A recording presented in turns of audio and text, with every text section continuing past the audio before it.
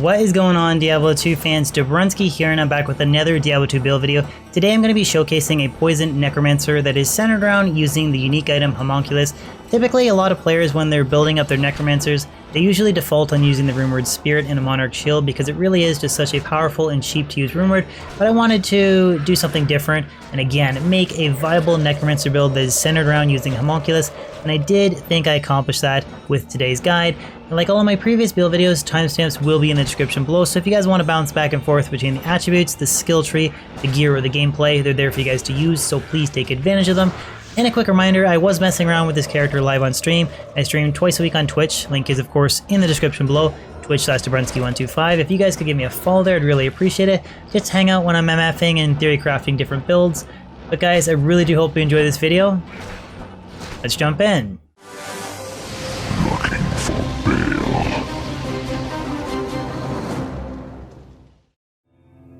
Before I jump into the specifics of this Necromancer build, there's two key points that I just want to briefly touch on.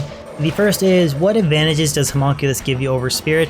And it really just adds a little bit of extra survivability and a socket choice, so there's a lot of increased percent chance of blocking using this item, so it's very easy to get max block, which does actually give your Necromancer a little bit of extra tankiness. Now, you can say that using these Spirit setup, you can use revives and bone armor to help kind of buff yourself and make yourself a little bit more tanky, but really 75% max block is another way of doing it. Is it better? Not really, but it's just something different. And the second point that I want to briefly touch on is that I do think it's important to stack a lot of additional sources of plus mana on your gear, because you don't have the luxury of using something like 2 SOJs with the standard 75 FCR setup of Spirit, Trang's Gloves, and Arachnid's Mesh. So you really need to kind of get creative with your Rare Rings and Caster Amulet, and also your Charms to try and really get a high overall mana pool, because yes, you do have a Meditation Aura from an Insight Iron Golem, but running something as low as like 500 or 600 mana without those additional sources is kind of pushing the border on what is comfortable playstyle for the Necromancer, in my opinion. So I do think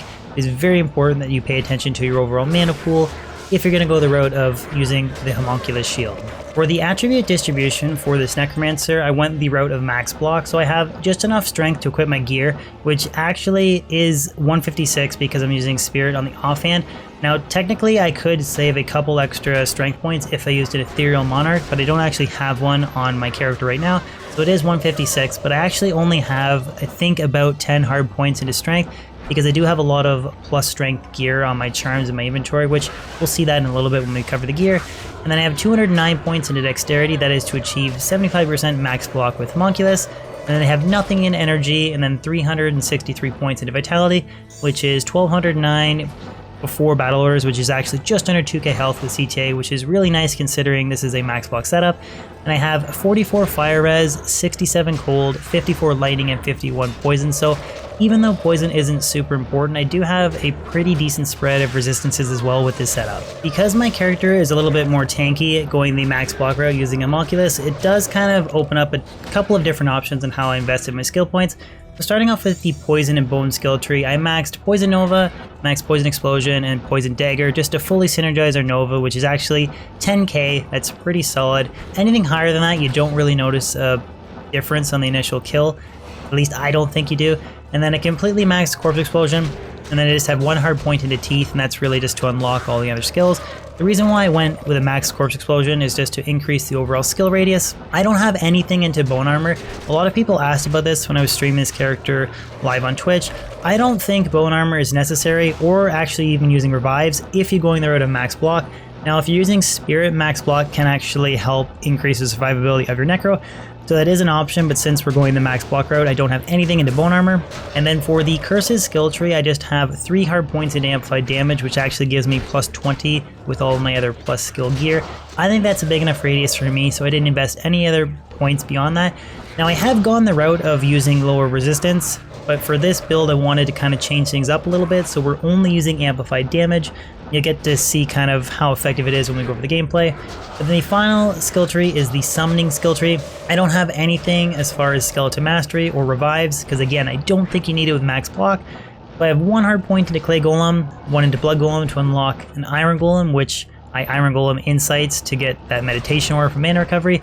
Then I have 1 into Summon Resist, and then all of my remaining points I dumped into Golem Mastery, just to give my Iron Golem a little bit extra health. Now, typically you wouldn't do this with like a standard setup using Spirit. You might have some extra points into Skeleton Mastery and Revives to use them as tanks. But again, using Max Block giving me extra survivability, I went the route of just putting all of my remaining points into Golem Mastery. So for this build, I'm pretty much set on the gear that I chose. I think it kind of optimizes the build the best that I can. If you guys think I totally missed anything, just let me know in the comment section below.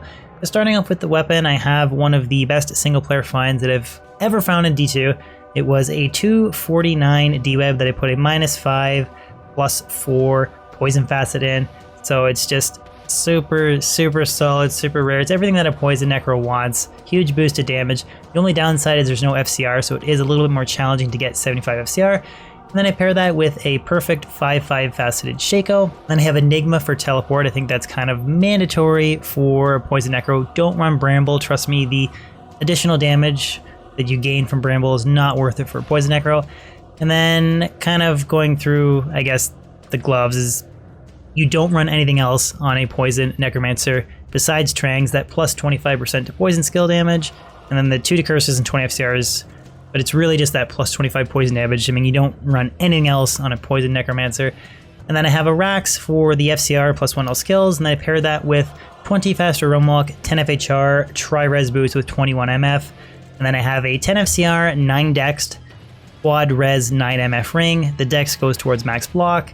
I actually used this on my Max Block Storm Shield build recently. Got the link for that in the description below if you guys want to check it out. Then also have a 10 FCR, Fire Res, Mana Ring, again trying to stack our total plus mana. And then I have a 217, 24 to Strength, 39 to Life, 14 to Mana Castery Amulet. So that's how I get 75 FCR. The 17 on the Castery Amulet, the 20 from Arachnid's Mesh, 2 10 FCR rings, and then Trang's Gloves. That gets me 75. And then of course I have Homunculus. That's what this entire build is centered around. 2 to curses, 2 to necromancer skills, 40% increased chance of blocking. That goes a long way to getting max block. Energy, 40 all res, mana recovery, and 5 mana after kill. A very kind of, in my opinion, underrated item, although it is still not as good as using Spirit, unfortunately. And then I put a Shale Rune in it to get a higher, faster block rate. The block rate breakpoints, I believe it's 32 and 52. And the shield normally has 30, so getting that shale gives us 1 higher breakpoint, doesn't quite get us to the one at 50, which is unfortunate. And then on the offhand, I have a 452 CTA. This is one of my lower rolled ones, paired with Spirit. So if I wanted to get a little bit more points to put in Vitality, I would probably use an Ethereal Spirit, because that is a 146 strength requirement instead of 156. And I do have one somewhere on my pluggy stash, I just can't find it for this video. And then for the inventory, I have different assorted poison and bone skillers with 1 Geed's Grand Charm. Some of these are really nice, 17 to life, 27 to life, and then I do have a 12 FHR GC. Now I paired that with like the boots, that gives me 32, excuse me, that gives me 22, quick math, 22 FHR, and then I do have a single 5 FHR plus mana charm, which helps me get that 26 FHR breakpoint on the Necro. But these are all different assorted MF plus mana small charms, and again the FHR plus mana. But everything is plus mana except for this one single plain 7 MF small charm to really boost the total overall mana pool. And then I have an 11, 20 torch, and then a 19, 19 Annie. Because I do a lot of pit farming with this setup, I could probably try and get a torch that has more attributes instead of res, and using an ethereal spirit and a monarch shield, and that would give me, or sorry, ethereal, monarch shield for the rumor spirit. That would give me more additional points to put into vitality to get a little bit higher overall health pool. But I think it's a pretty well-centered build. Now, I have 250 MF and a 10k Poison Nova, and then I do have an Iron Golem that's made out of the Rumored Insight to give me the Meditation Aura. And then for the Mercenary Gear, I'm using Infinity with Endurio's Visage and a Fortitude. This is E-Bugged Fortitude, and this Eth Endurio's Visage has a 15 IS Fire Res Jewel in it to try and combat the negative Fire Res. Now, the reason you want to use Infinity on a Poison Necro, the Conviction Aura does not lower enemy poison res, but it does lower enemies' fire resistance, and since Corpse Explosion is 50% fire and 50% physical damage, it actually does boost the overall damage output of Corpse Explosion. Now, you might be wondering why to use Corpse Explosion if you're a Poison Necromancer. Well, any Necro just uses some different form of getting the first initial kill and then relying on Corpse Explosion. It is one of the single most powerful skills in the game, which you guys will see when we go over the gameplay.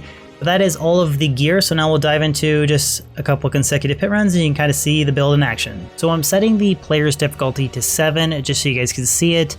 You can go even lower than that if you want to, but really this character excels on player 7, just mass monster farming and getting a lot of white minion kills to try and up your chances of getting high runes, bases, and that, as well as some really nice juicy uniques.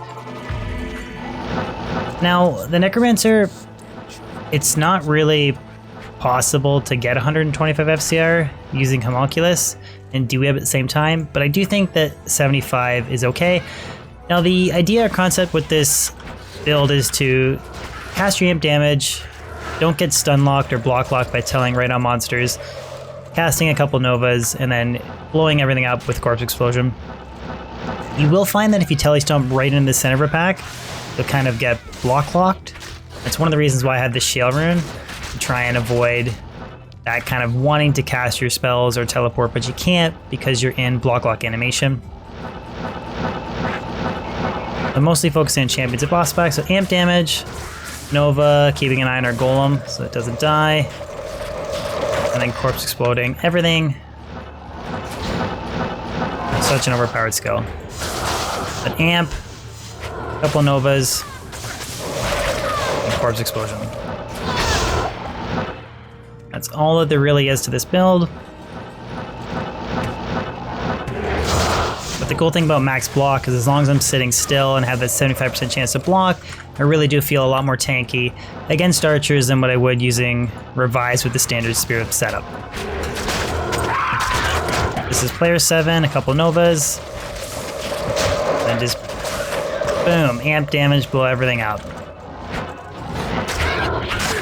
Carver. Check the jewel at the end of the run.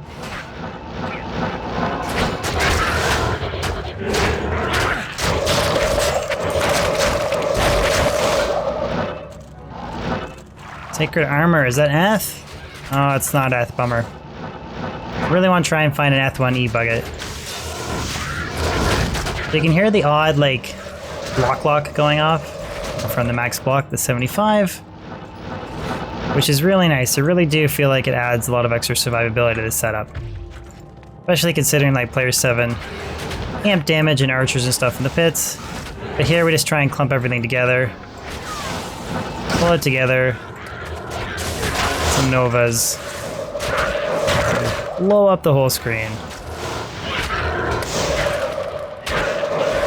And the advantage to using lower resistance is you can get a little bit of a quicker initial kill with Poison Nova. Scythe and Crown. But I don't think that... Like, I would rather just use amp to boost my Corpse Explosion. You can go lower res, then Poison Nova, then amp, then Corpse Explosion, but I don't really like the sort of piano string type of builds, you know what I mean? I like the kind of, the kiss, keep it simple, stupid. So just use one skill, amp damage, or you can go lower res, either one works fine.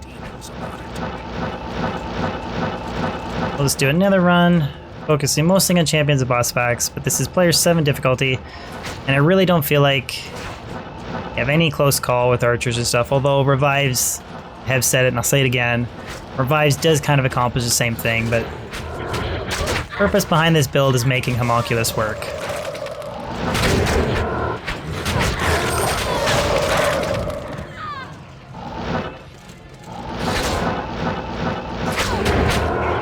And I might even do a human bot running the Pit Necro in the future.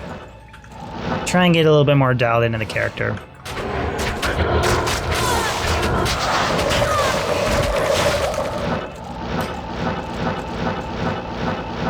But these are pretty quick player 7 pit runs.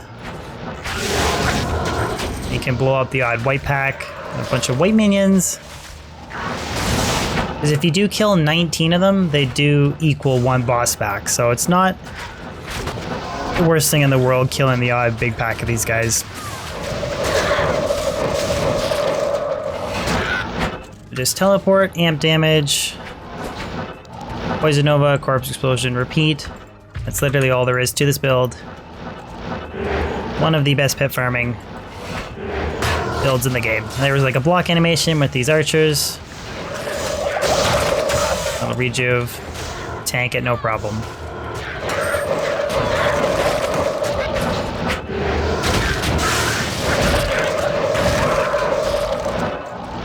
Let's see if we get anything crazy. Nope. Sometimes the stragglers are a little bit annoying, but you don't really have to kill every single thing that you see in the pits. Okay, so now let's just identify these jewels. Nothing, all garbage. There you go, guys. That's what I think is a somewhat viable use of Homunculus for the Poison Necro. So guys, there you have it. That's what I think is a viable and alternative use to using the Rumored Spirit on a Necromancer. We kind of made Homunculus work with a max block setup. Hopefully you guys enjoyed this video. Let me know in the comment section below if there's anything you guys would tweak gear-wise or any future build videos that you guys would like to see. And as always, if you could throw a like on it, share it, and even consider subscribing if you're new to my channel. I post new weekly content and I stream twice a week on Twitch, so a follow on Twitch and a sub on YouTube would be amazing. Hope you guys have a fan-frickin-tastic day, and I'll catch you on my next video or live stream. Peace out.